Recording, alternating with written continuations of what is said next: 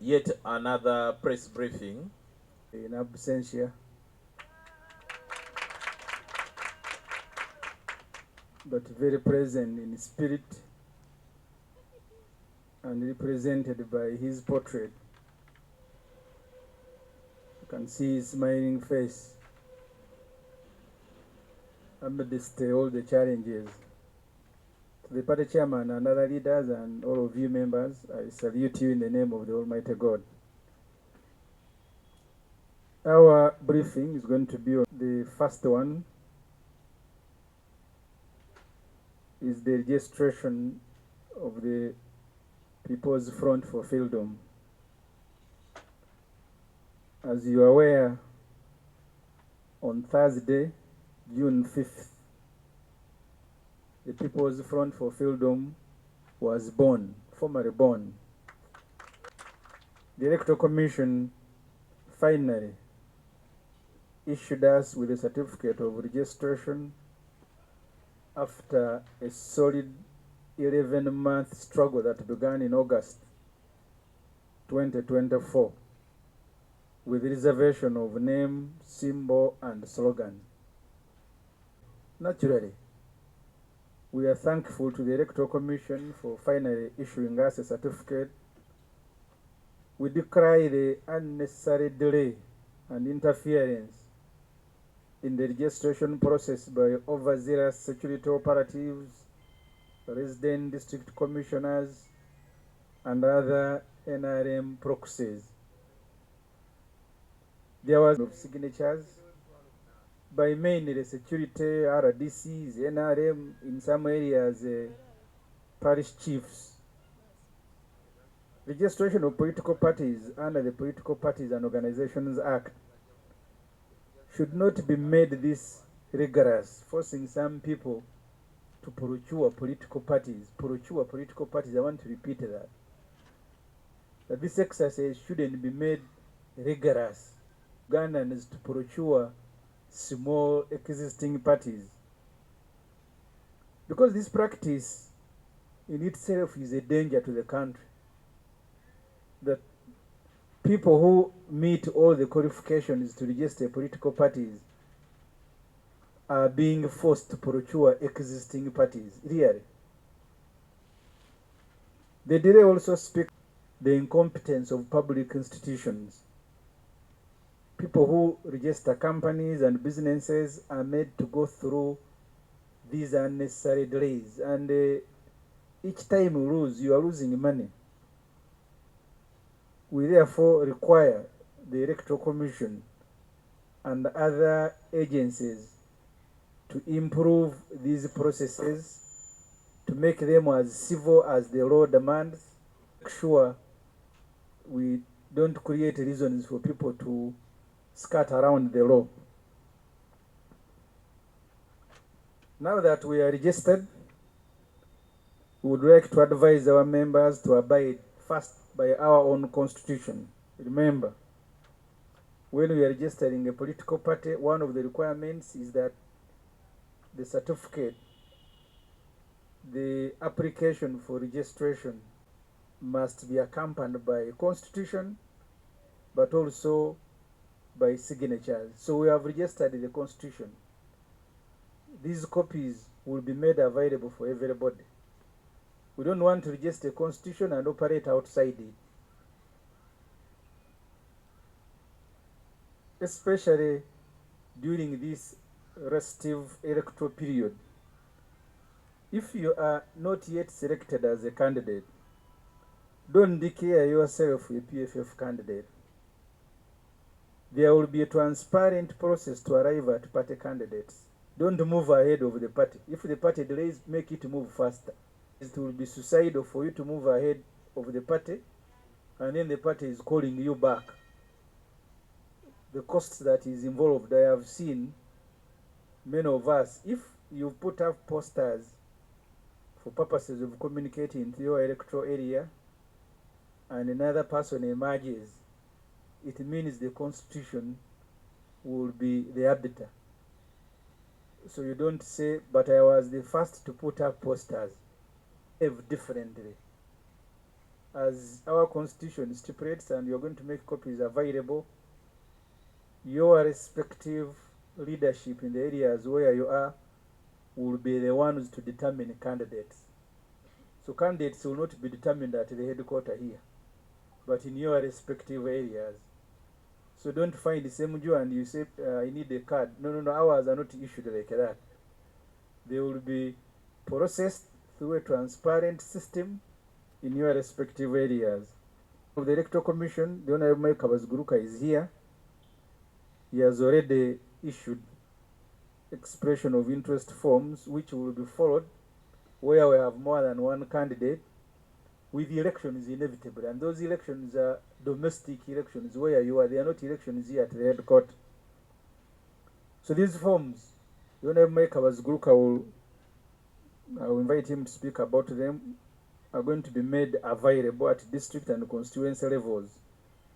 He will also be issuing them both physically and electronically, and will use both methods to correct them, and the guidelines will follow shortly. We are delayed by the Electoral Commission.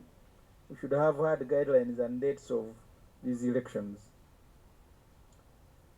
Please also be notified that the PFF, the People's Front for, will next month on Tuesday, July 8th, be formally inaugurated.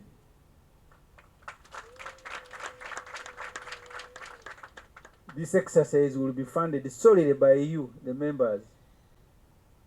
The money and items required were brought by you, Matoke. So I put you on notes that you need to begin preparing. You need to begin making contributions to launch your party of leaders. It is your party. The leaders are here just to provide leadership.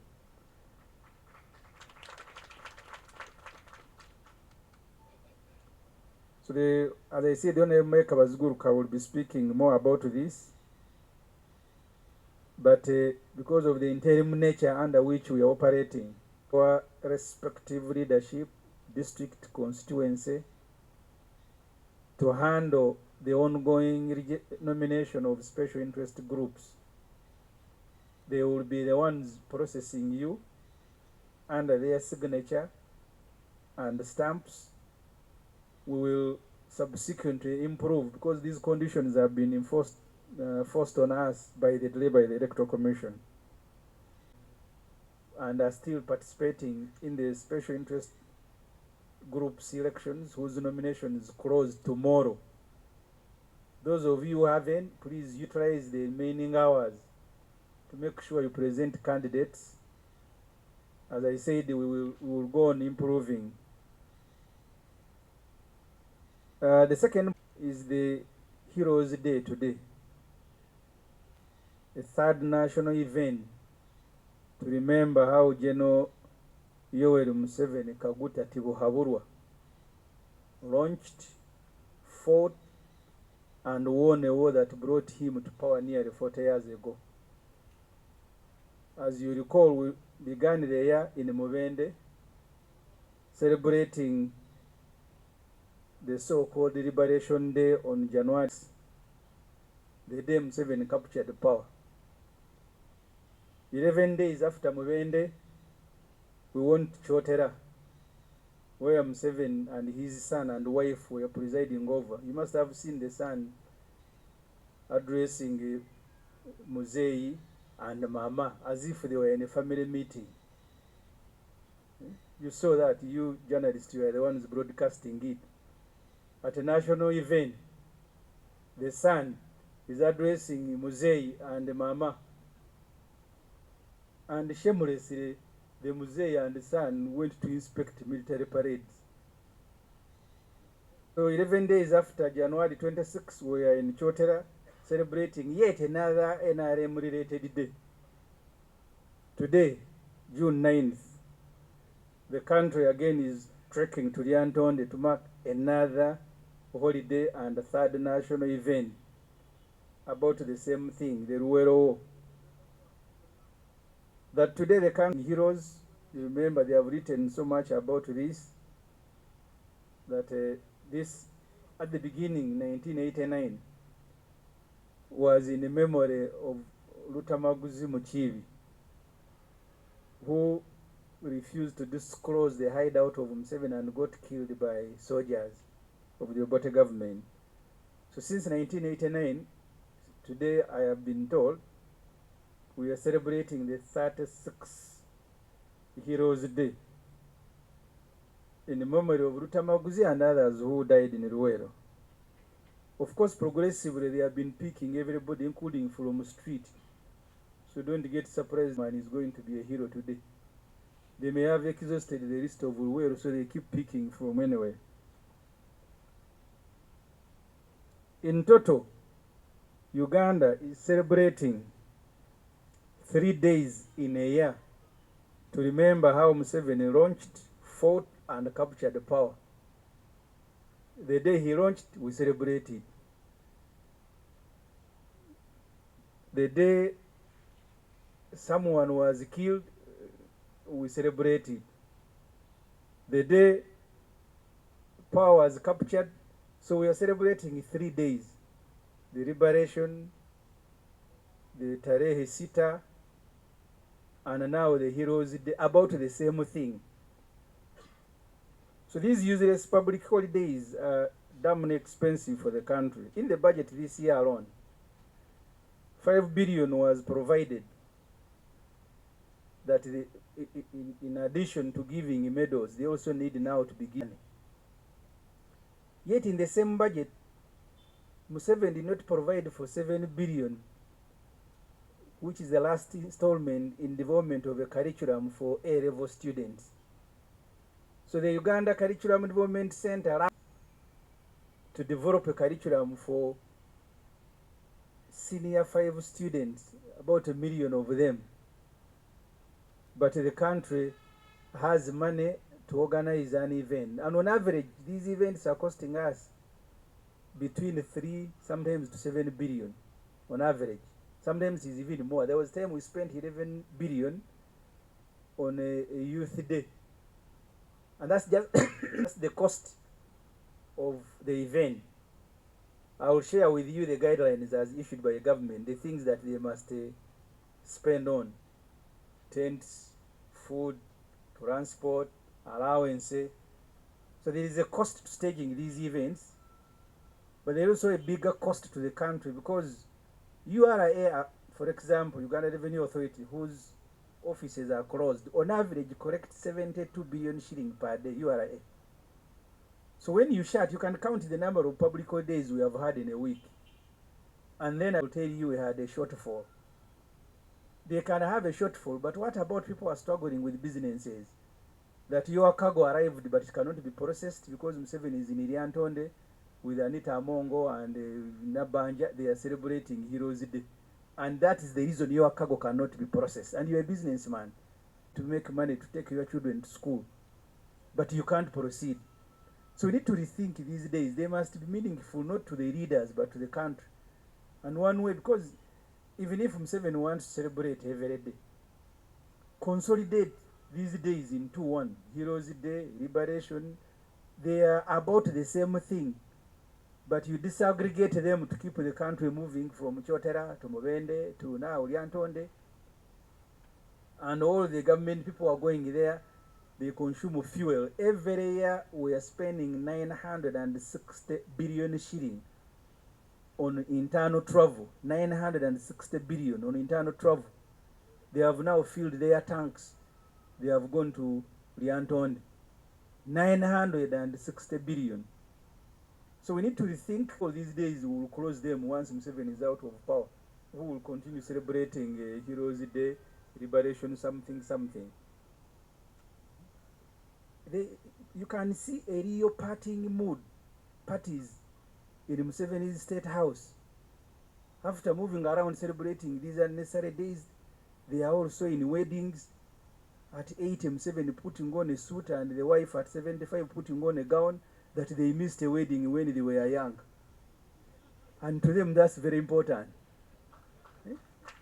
We missed a wedding when we were young, and now there must be a wedding. And all government people with the red number plates in Ntungamo spending public resources that they have gone to attend Mr. Museveni's wedding at 8. The children are also celebrating birthdays. So there is a real partying mood in the State House under Museveni and his wife, something that they have discovered in old age, that we missed life, so we now must begin enjoying ourselves. So the whole country continues to wallow in poverty. The head of state thinks about partying. So that's why these days are thrown around for them to move around as if they are tourists. Finally, our leader, Dr. Kizza Besigye, today he spends his 200th night together with Ajobed Kamurege in Luzira. Most of the people that these Museveni committees are picking for heroes are actually counterfeit. These counterfeit heroes that they are going to present. One such a true and real hero is Dr. Besigye.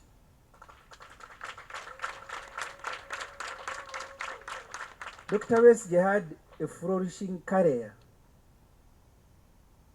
a medical person, flourishing career at Nairobi Hospital, which he abandoned to go to Luwero, to go and... We are not celebrating just his going to Luwero, but we are celebrating because Dr. Besigye has lived the ideals for which they went to Luwero.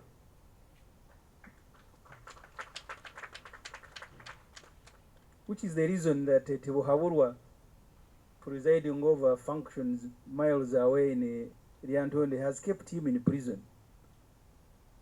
I don't know of anyone in the world who has been imprisoned the number of times as Dr. Kizza Besigye. He abandoned his flourishing career as a young medical doctor in Nairobi. He joins Museveni in Luwero. He begins tweeting them that Museveni nearly died in Luwero. He was being tweeted by both Dr. Besigye and Dr. Bata. He nearly died there. Now he's in Luzira at 69. Dr. Besigye is still struggling for Uganda at 69.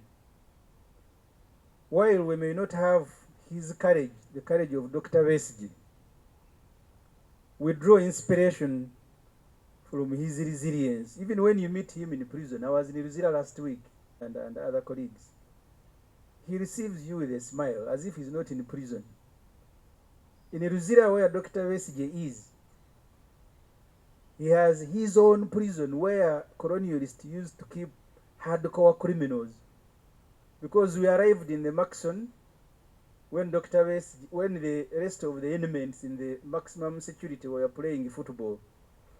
But Dr. Besigye was locked up deep inside Luzira, so there is a prison within a prison.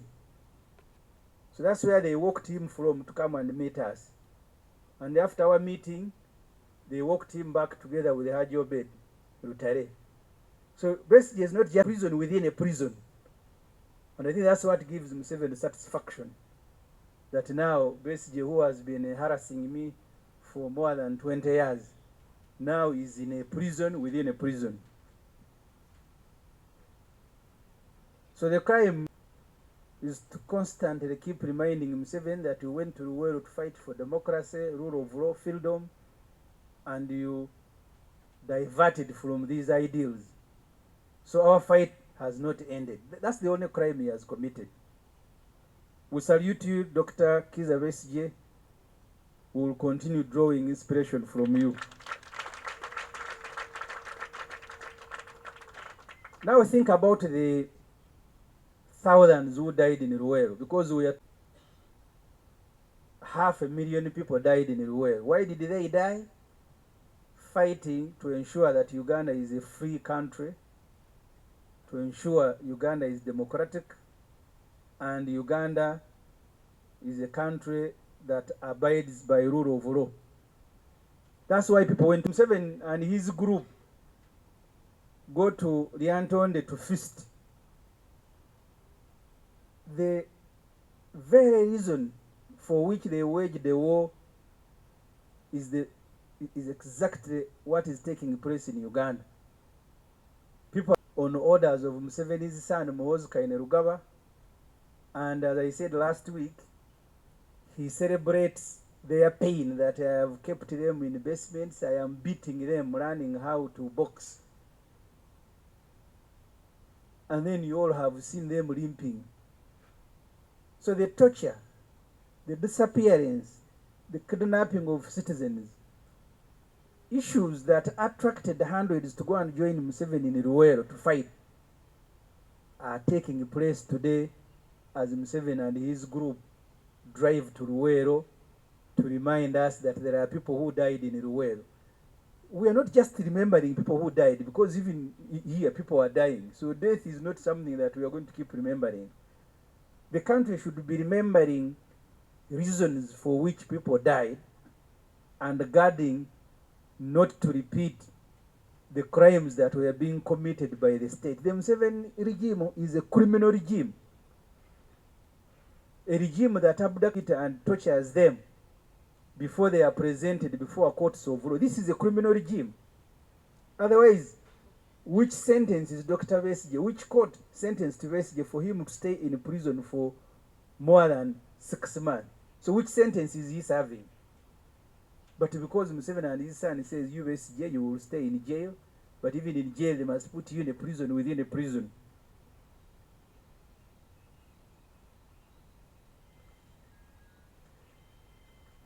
So as I end, I want to repeat, continue celebrating Dr. Besigye and others who have sacrificed their lives, who in the midst of all hardships, they have remained steadfast.